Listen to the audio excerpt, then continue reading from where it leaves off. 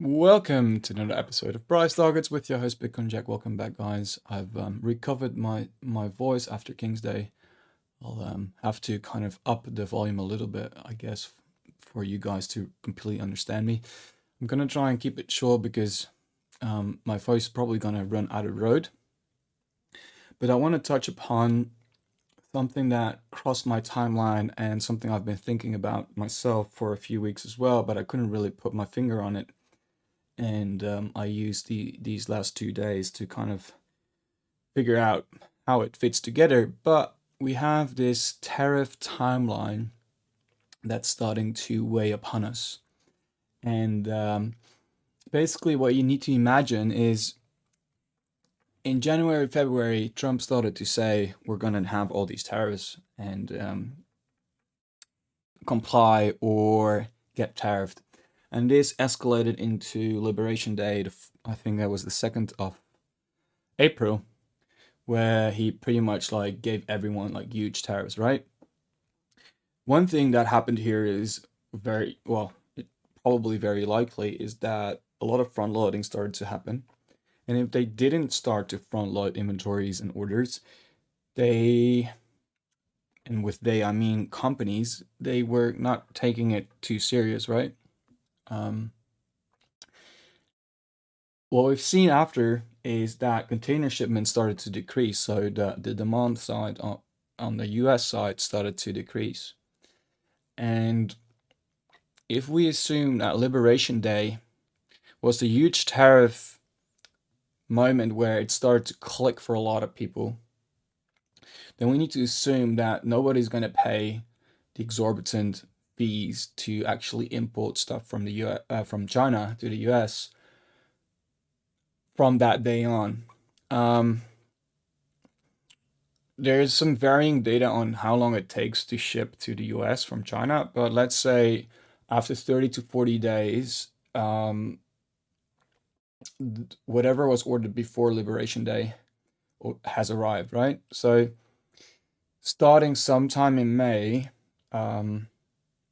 there should be a low amount of stuff coming into the US, and somehow it's going to start getting sourced elsewhere, so for higher prices, or just going to be short on demand, so prices are going to rise anyways, or there's just going to be shortages on stuff. So even if they reach like a deal like tomorrow, it's still going to have this period of time where inventories are not getting replenished anymore, and starting to dry up. So there must be some kind of hit here. So I guess if we follow trucking demand, that's a good indication whether there's going to be an issue or not, because there should be still stuff coming into the ports right now, but at some point when no shit is arriving anymore, there's no need for trucks to kind of start driving things around to all the people's houses or warehouses or whatever, which then obviously leads to empty shelves, higher prices, lower sales, layoffs, question mark, recession. And then obviously the biggest question mark is Bitcoin and the broader crypto market decoupling. We have a buy signal on one of the algorithms here, but I must kind of give the notion here that we are entering a choppy period. It's fairly uncommon to go from a sell signal to a straight up buy signal continuation with this specific algorithm. And in a way, it does remind me of here, back here. So perhaps we just kind of start trending and take out the previous highs. I've seen quite a few people kind of entertain that idea. The difference here was that we printed a shitload of money just before, in the years before, that kind of may have pushed this upwards, and here right now we're struggling with the 0.618 Fibonacci retrace level. And the other time period that this does remind me of is when we had the 2019 rally. we had this kind of long-term resistance. And if you'd zoom in on this chart, it's a weekly time frame here. But if you zoom in on it, you're probably going to recognize the C pump here in October 2019. And the sell-off and then a rally again. If you remember correctly, we had a Trump candle in early March when he announced some crypto-related stuff. It's literally quite, let's see. Hopefully can get a chart showcasing this. Let's zoom in on this. Okay, so I'm just going to use the index chart, doesn't really matter, but I don't know, I don't want to jump to conclusions here. It's just one of the things that I've come across. And I hope nobody is going to make fun of me for pointing it out. But if we grab a bars pattern from here to here, oops, give me a second, like that. This was Xi Jinping announcing some kind of pro-Bitcoin whatever shit, and it turned out to be nothing burger or something. I don't exactly remember the details anymore. Maybe it was just fake in general. But we had this giant 40% pump, and then we had like a couple of weeks of sideways, and then we just completely nuked the whole thing. And then we had a rally to retest kind of the little zone back here, right? So today we have, it's a kind of crazy idea, but we had supply chain disruptions, global shit with COVID in the retrace. Now, obviously things are not that drastic today as they were back then, and I'll show you why. So, give me a second and don't roast me for the comparison. But look at this, right? Just put it aside here. You have a sell-off, you have a consolidation, you have a steep breakdown. Here, it rallies the Xi/Trump pump, and then you have this kind of rounded bottom into a retest of the supply zone right here that we're currently facing, into some kind of event that back then in 2020 obviously had to do with a global disruption. So symbolically, the whole situation that we're looking at right now could be interpreted as a similar thing. The only exception is that the whole market is much less volatile. So even if you have like something to the extent relatively to March 2020 with the current volatility that we've seen, and you measure against that, you probably still only go to mid 60s, which obviously is quite different than the 70% drop we saw in 2020. So that's one scenario here, and I want to just point out that, grab your Fibonacci tools. You got the 618 here. We went through the 88, 89 level, which if we would have kind of, like I thought, if we would claim that 80, above that level, that we definitely would go a little bit higher. But I also thought that it would kind of come down back into 85 eventually. So that would still be a region for me to be interested in Bitcoin, obviously.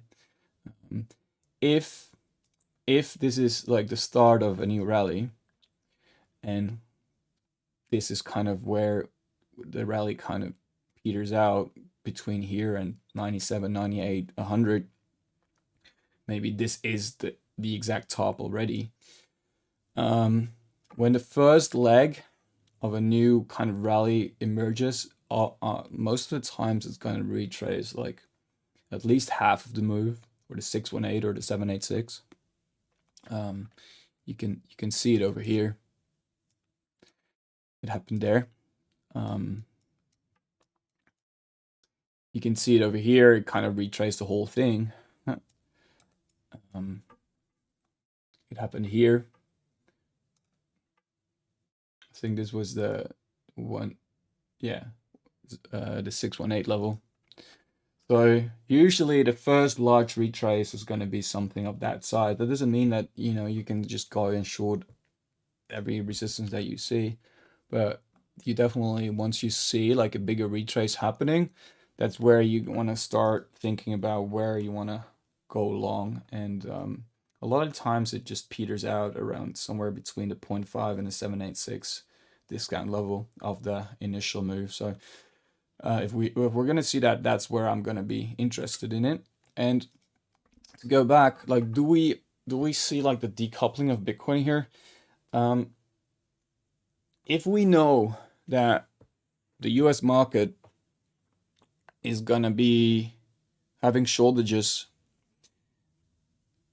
like in a couple of weeks' time, and obviously, you know, the Fed is probably going to be working with delayed data as they always do. So it's gonna get reflected into summer, late summer, maybe into, you know, August, September.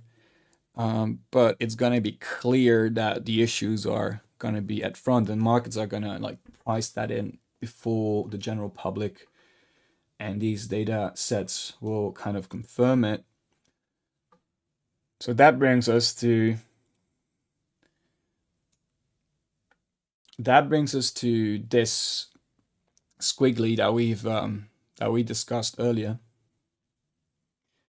We've had this squiggly since the, you know, second week of April,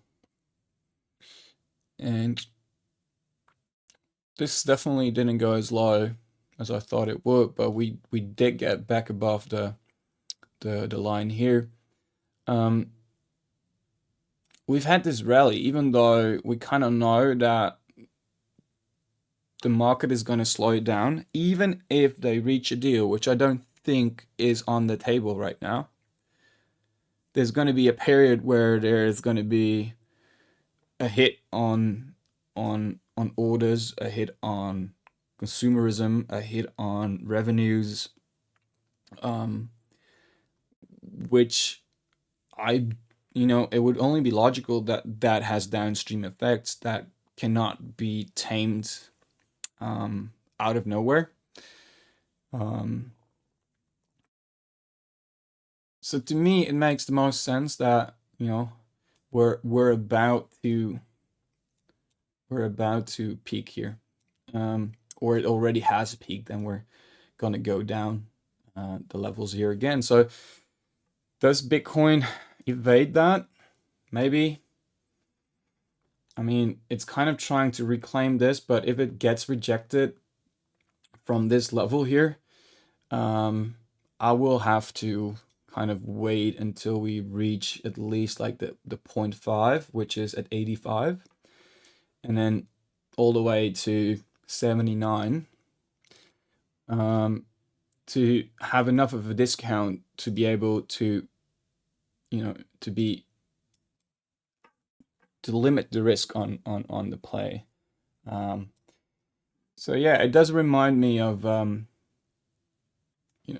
of previous consolidations. You could probably compare it to what happened over here. You can probably compare it what happened over there if we retrace. And then the other story here could be, but that would be kind of ugly, in my opinion, a little bit uglier. We didn't have like this kind of steep sell-off here, but if what we're seeing right here is kind of this, where we kind of deviate back into the previous thing, and then just to go for the highs and then end kind of like the whole rally, that would be a little bit sad. But generally, I'd say Look here. So here's another example of this. You have a bottom, 1, 2, 3, kind of slowing down.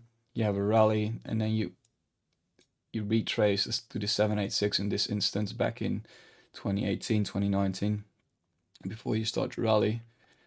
Same thing here. First, this large rally comes back down, retraces to the 786 in this instance, a little bit lower. It always kind of does this, except for this one time where you had this COVID crash. And the COVID crash, obviously, I mean, look, it actually did here. You see, to 681,786, but you almost wouldn't recognize it because this candle was so humongous.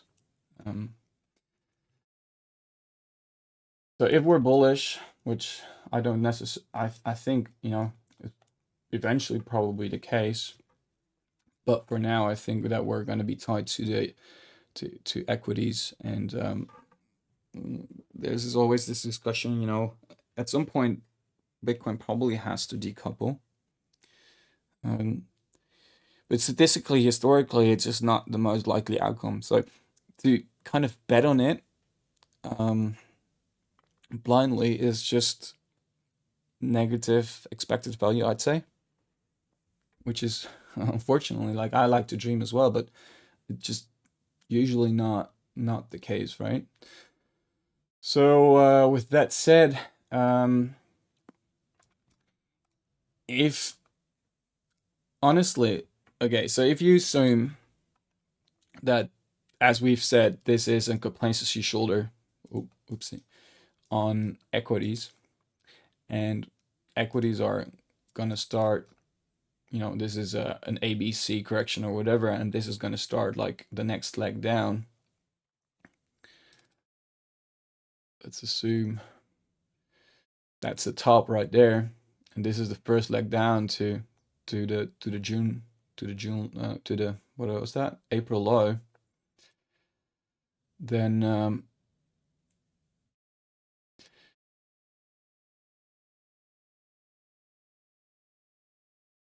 at least we could expect the law to be ran if it's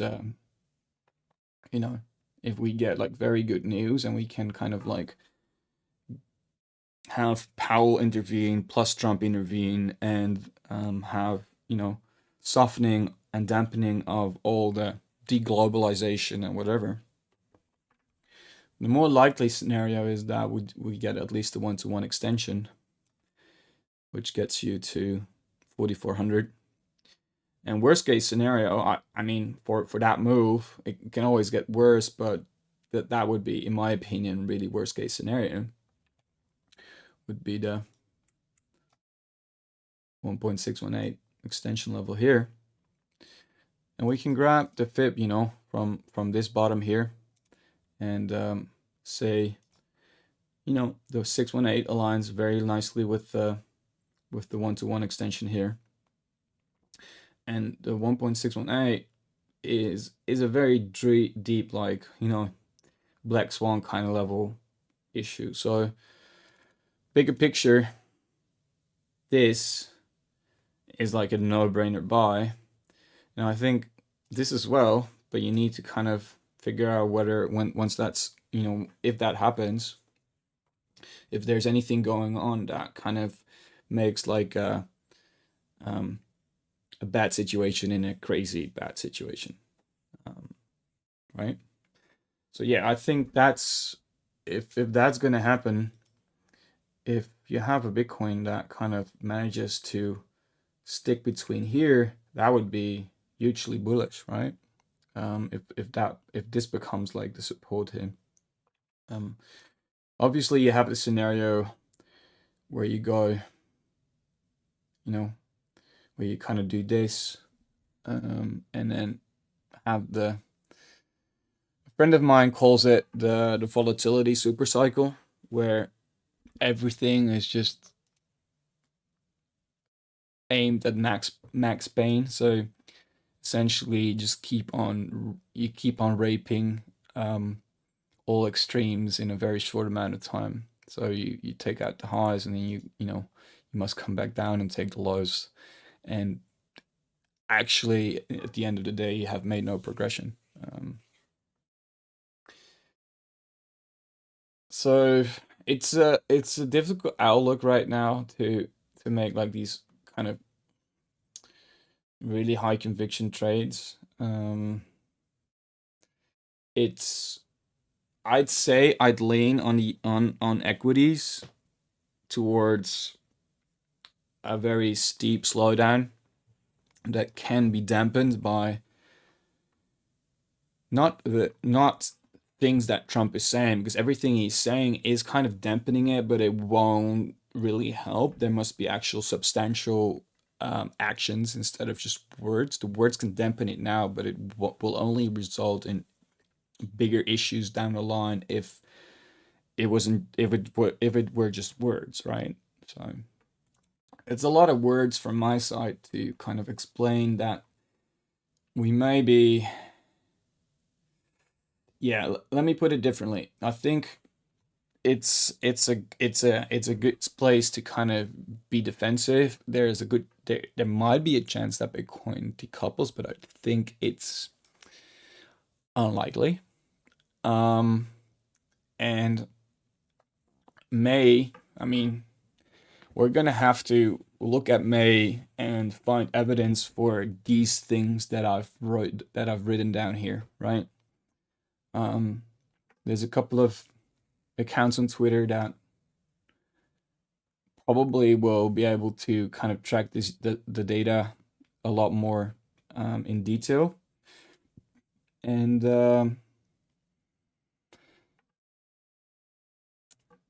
you're probably too late when you're gonna try and use the data that the Fed is working with. So you're gonna want to like see the real-time data of trucking demand and container ships arriving and that kind of stuff, okay? And then the question is like, it's been funny because I've said the dollar and also long-term rates, to me that is a temporary phenomenon that they went against the grain. So this is so early April, Liberation Day, this move here, I've said that was a temporary phenomenon of people unwinding basis trades and all kinds of intertwinedness of the globalist trade, right? It's starting to recover now. Same with the dollar. My understanding is that the US is, is in a contraction, and it's also not printing a lot of money for now. And at the same time, the European Union is borrowing a shit ton of money. So they're creating euros basically. And China is having to stimulate the shit out of their economy to keep things afloat, especially now there's this, tariff whole discussion, but even before that. And Japan needs to figure out what they want to do, but they're heavily, their currency needs to be kind of, they need to remain in sync with China a little bit, because otherwise their trade balance will get very shifty. So this entire move, considering the fact that we're deviating off this level here, I would say that's the worst of it. And there's at least going to be deckhand bounce or a larger rally, especially if you get like a flight out of equities again.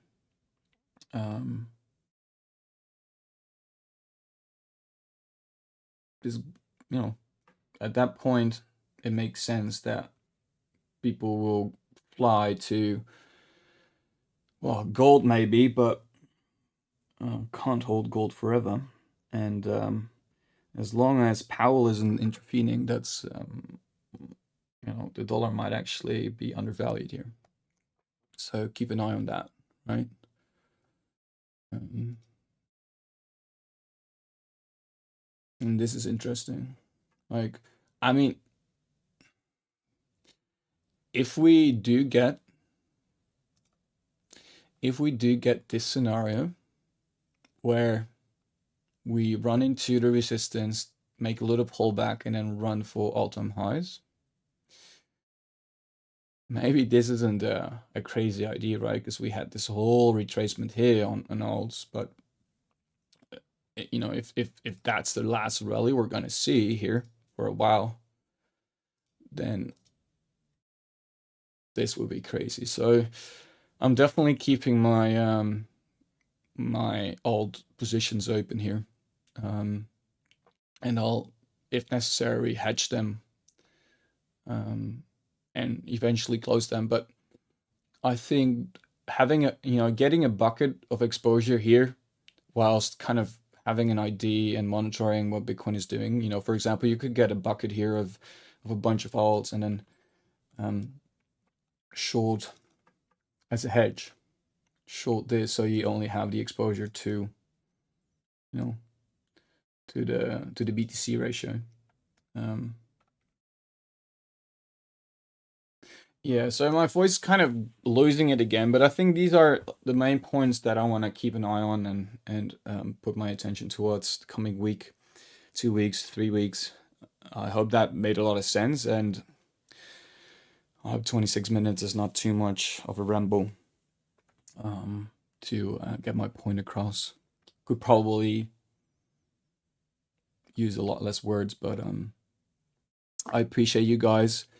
If you appreciate this content, check out Backpack. They're an awesome exchange, and I think they're gonna be rising to the top tier 1 exchanges. And if you register with my ref link, we're gonna be doing some awesome shit in May. I want to open a Telegram account and group and share some more detailed management of my positions. I will give you more details on that next week, and I hope you're gonna have a lovely week. Hopefully my voice is gonna be a bit better next week, and catch you soon. Bye.